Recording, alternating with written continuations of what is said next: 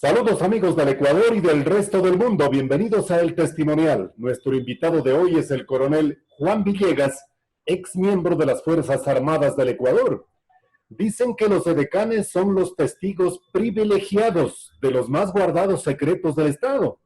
Juan Villegas fue edecán del expresidente Lucio Gutiérrez, pero no está aquí para contarnos los secretos de aquel gobierno. Está para revelar públicamente sus secretos pensamientos de lo que es la seguridad social en las Fuerzas Armadas en su calidad de pensionista. ¿Qué pasa con la seguridad social de los ex miembros de las Fuerzas Armadas? Coronel, muchas gracias por su participación en nuestro programa. Bienvenido. Wilman, buenos días a la directa audiencia de El Testimonial. Gracias por la entrevista. Y ciertamente la seguridad social de Fuerzas Armadas es un régimen especial. Es un régimen especial porque precisamente las condiciones de que desarrolla su vida el soldado, el marino, el miembro de la Fuerza Aérea son muy especiales. Él ingresa muy jovencito a su actividad, desarrolla su actividad mientras sus años jóvenes le permiten. Eso ya se probó en la guerra del Cenepa. Sí, señor. Un soldado, un sargento, tiene que estar entre los 30 máximo, llegará a los 40 años para ser efectivo en la misión que cumple. Y es así como no se jubila, se retira, y se retira joven. Y al retirarse joven, realmente el caudal de conocimientos, capacidades y experiencias no le permite pues llegar a la vida civil y obtener un trabajo fácilmente.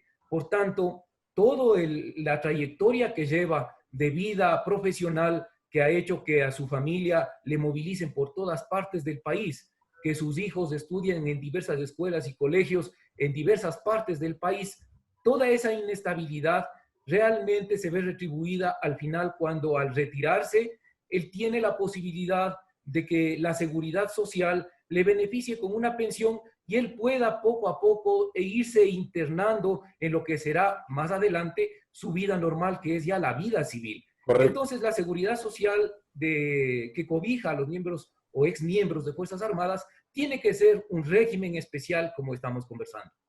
Juan, ¿por qué hay sectores políticos especialmente que pretenden descalificar precisamente ese mérito y ese derecho de los ex miembros de las Fuerzas Armadas al señalar que en tan corto tiempo y tan jóvenes salen de la institución en desmedro de aquellos que debemos quedarnos hasta los 60 años para buscar la posibilidad de una jubilación a través del IES? Juan, por favor, su reflexión.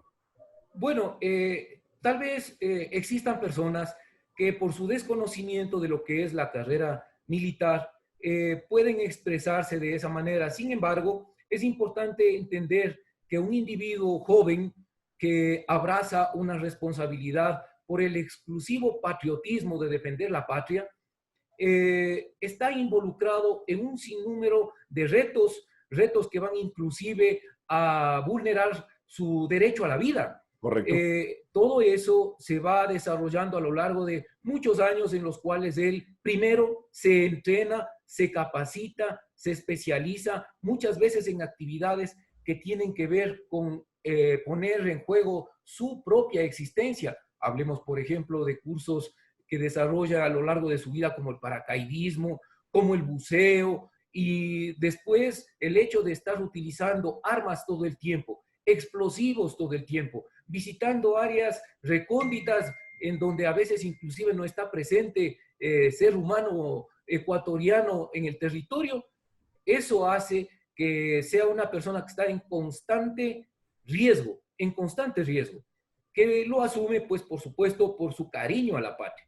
Eso significa también que quienes se unen a lo largo de su vida, es decir, su esposa y posteriormente sus hijos, ellos van a estar involucrados en el mismo riesgo, de tal manera que su esposa, por ejemplo, no tendrá un círculo social estable, siempre estará circulando por el territorio nacional. Y luego sus hijos serán personas que estarán en 2, 3, 5, 10 escuelas a lo largo y colegios a lo largo de su vida escolar. Y al final, pues en algún sitio se graduarán, a veces con problemas de cupos, etcétera. Correcto. Y todo eso es un problema familiar. Entonces, al final de los días del soldado, especialmente los conflictos, en este caso la guerra del Cenepa, por ejemplo, nos demostró que tiene que estar físicamente en condiciones de enfrentar riesgos y retos bastante difíciles que le impone ese tipo de acciones. Entonces, no podemos tener soldados de 60 años, soldados de 50 años. Necesitamos soldados jóvenes que enfrenten las actividades con mucha capacidad físicamente hablando. Y es por eso como llegado al grado de sargento segundo, más o menos 20, 25 años de servicio, 30 años de servicio, a lo mucho 35 años de servicio, ya ese profesional tiene que salir para dar paso a jóvenes que llegan a ocupar esos puestos. Entonces, es especial este régimen y por eso es que tiene que salir tempranamente, pero es importante entender también que él no ha tenido la oportunidad de emprender a lo largo de su carrera profesional, ponerse una tiendita, hacerse de amigos y hacer un negocio, etc. Él no tiene esa oportunidad, está 24 horas del día, 7 días a la semana, trabajando para asegurar la soberanía, la integridad territorial, la seguridad del país. Entonces, realmente es una persona que sale a la vida civil sin ninguna capacidad de defenderse en las condiciones que el resto de profesiones sí podrían tener capacidad. Muy clara la línea argumental para justificar precisamente ese régimen especial de jubilación. Pero como pensionista, coronel, ¿qué pasa con la seguridad social de los exmiembros de las Fuerzas Armadas? ¿Por qué está desfinanciada? ¿Cuál es el problema de la administración, de la soberanía propia para manejar los recursos y no tener estas dificultades penosas, tristes, lamentables de ver a muchos miembros, a muchos ecuatorianos, precisamente en movilizaciones para procurar generar presión al Estado ecuatoriano y que puedan ser atendidos, inclusive con retrasos de 2, 3, 4 meses, suspensiones jubilares, generando un gravísimo problema de orden económico y social para las familias de aquellos ecuatorianos y ecuatorianas? Bueno, Wilman, debo retrotraerme un poquito para explicar este tema. En 1992 surge la iniciativa de liberar, independizar la seguridad social del Instituto Ecuatoriano de Seguridad Social, en donde estaba la caja militar. Exacto. La caja militar pasa a partir de 1992 a ser el Instituto de Seguridad Social de Fuerzas Armadas y posteriormente en 1993 se aprueba la Ley de Seguridad Social de Fuerzas Armadas. Como régimen especial pasa a constituirse un Instituto de Seguridad Social de Fuerzas Armadas y a lo largo de su trayectoria ha sido administrado, yo diría que con ciertas deficiencias, porque en algunos casos quienes asumieron la dirección de ese instituto fueron personas que tenían como única credencial su grado para ejercer esa función. Desgraciadamente, desde el principio nosotros no asumimos este tema con la debida técnica que corresponde para que sean quienes tienen experiencia en el ámbito de seguridad social, formación en el tema de seguridad social, sean quienes orienten el desarrollo de este instituto. Sin embargo, y con todos los errores que puedan haber, el Instituto de Seguridad Social ha llegado hasta este momento y debo decir que existe solamente un problema que ha acarreado a lo largo del tiempo, y es el hecho de que en 1993 aproximadamente, 1995 si no me equivoco, se impone cierto porcentaje de aporte a los pensionistas para que ellos vayan capitalizando el ISFA. Correcto. Hasta el 2006. Y en el 2006 ya este aporte se eliminó. Esto hizo que quienes aportaron tengan una debilidad en sus pensiones, en este caso, y genere esto un cierto resquebrajamiento en la familia militar. Con este tema, llegamos ya a estos años donde la equiparación salarial, etcétera, ha ido poco a poco transformando las pensiones hasta que el tema político poco a poco se ha ido entronizando en el manejo del Instituto de Seguridad Social de Fuerzas Armadas, especialmente en la época del expresidente Correa, quien metió realmente las manos en lo que es la seguridad social de Fuerzas Armadas. y más aún lo demostró cuando se aprobó la mal llamada Ley de Fortalecimiento del Régimen Especial de Fuerzas Armadas y Policía Nacional. Con la aprobación de esta ley, se generó cierta politización del manejo del tema del Instituto de Seguridad Social de Fuerzas Armadas, de tal manera que inclusive se hace que ciertos elementos, especialmente más jóvenes de la institución, tengan la posibilidad de incorporarse al Instituto Ecuatoriano de Seguridad Social para que puedan ellos, con un menor aporte en su carrera, a lo largo de su carrera, tener un mejor sueldo. Sin embargo, eso genera un problema al Instituto de Seguridad Social de Fuerzas Armadas porque tiene unos afiliados que tienen un aporte de aproximadamente 23% de su sueldo mensual y otros aportantes jóvenes que aportan aproximadamente el 9.75%, lo cual hace que exista una cierta inestabilidad. Inequidad, fricción. Sí, una cierta inseguridad. Sí, señor. Aunque según los ofrecimientos de ese gobierno, todo quedaba sin novedad y no pasaba nada.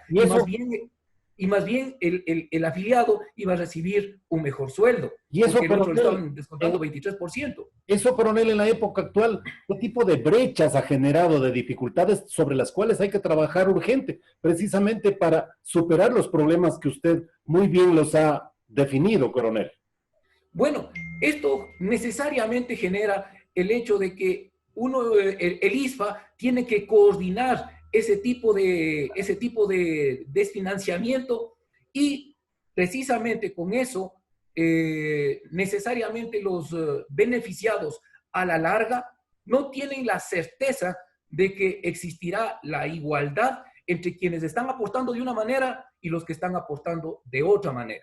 Ahora bien, concretándome a la pregunta que inicialmente me hizo Wilman, por favor. En este momento, el grave problema que tiene el Instituto de Seguridad Social de Fuerzas Armadas es una deuda bastante grande que tiene el Estado con el Instituto de Seguridad Social de Fuerzas Armadas. ¿500 millones? Estamos hablando de 490 millones de dólares, más o menos, entre pensiones que no se han cancelado de ciertos meses, de ciertos años, también aportes de algunos meses y finalmente descuentos que no han llegado al Instituto de Seguridad Social de Fuerzas Armadas, que crean la imposibilidad para que en algunos meses inclusive ya el Instituto de Seguridad Social de Fuerzas Armadas tenga la posibilidad de cancelar las pensiones a sus pensionistas y sus montepíos. Claro. Entonces, ese es uno de los principales problemas.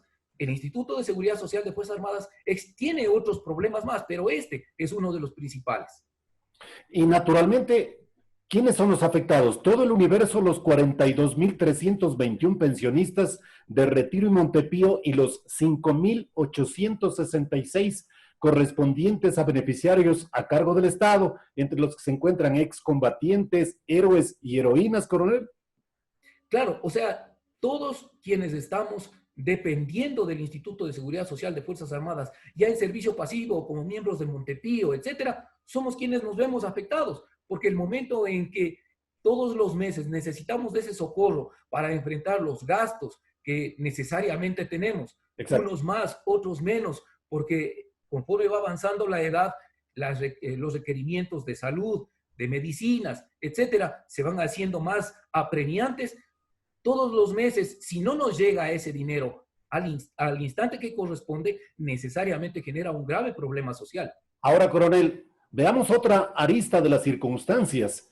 Nada más para hacer un parangón de lo que ocurre en el ISPOL, en el Instituto de Seguridad Social de la Policía Nacional, en donde en los últimos días se ha denunciado que alrededor de 40 millones de dólares en inversiones, pues en realidad están en un proceso investigativo, inclusive de carácter judicial, a iniciativa del Ministerio de Gobierno. ¿La panorámica de inversiones del ISFA es distinta? ¿Hay seguridad allí o no ha existido inversión realmente, coronel, en su análisis como pensionista? Como pensionista he tenido que acogerme a la información que está colgada públicamente en la web por parte del Instituto de Seguridad Social de Fuerzas Armadas.